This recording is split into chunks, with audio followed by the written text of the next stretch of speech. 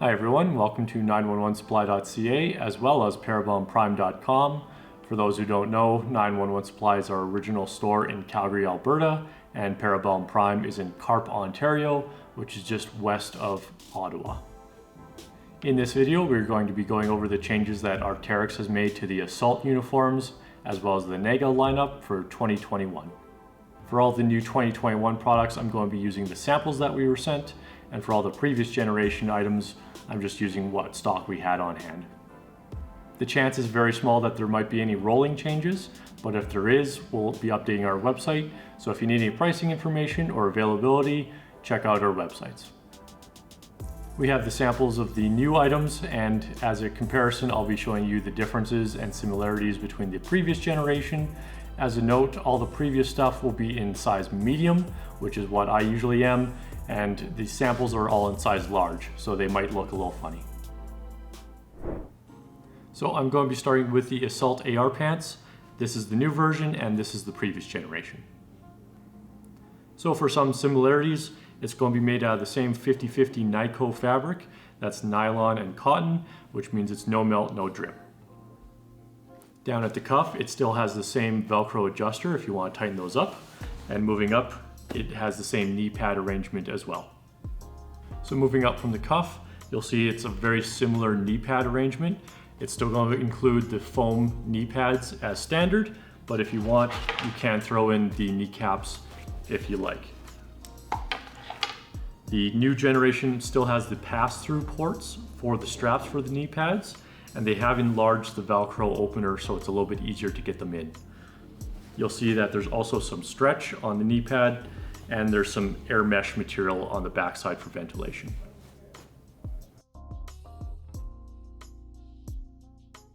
Now moving up to the thigh pockets, you'll see that there's still a main cargo pocket on the side, but Arc'teryx has added a front of the thigh pocket. This one's a little bit easier to get to if you're in a vehicle.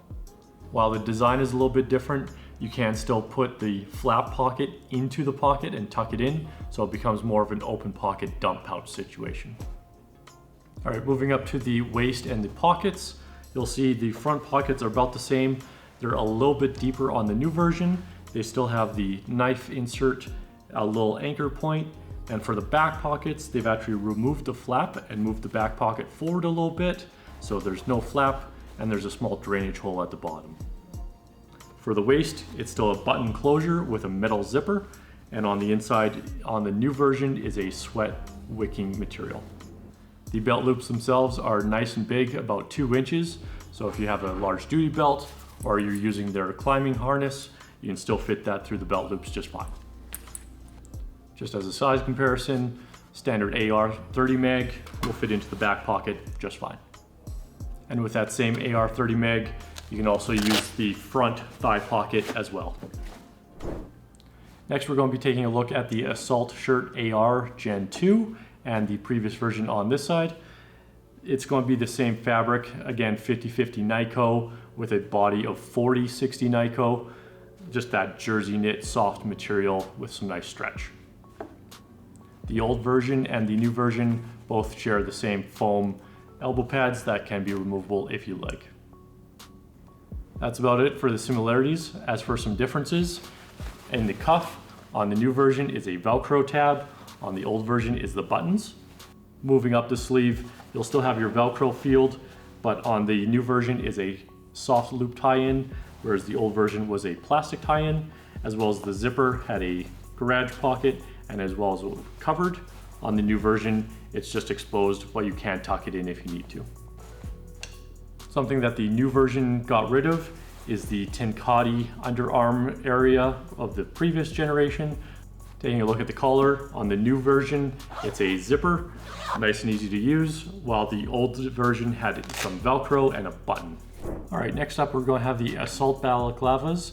Now, where the pants and the shirt were AR, this is actually going to be FR, so this is actually full fire resistant. It's made out of a Tenkati material, which is a nice mesh material, so it's nice and breathable. Now, some similarities.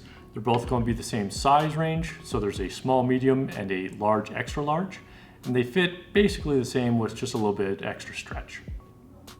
In the previous version, there was no black available, and in the new version, there is black available. Now, with Arc'teryx, they do something special in their reorder numbers. You'll see black as a separate SKU. Same thing where the Assault uniforms have multicam as a separate SKU.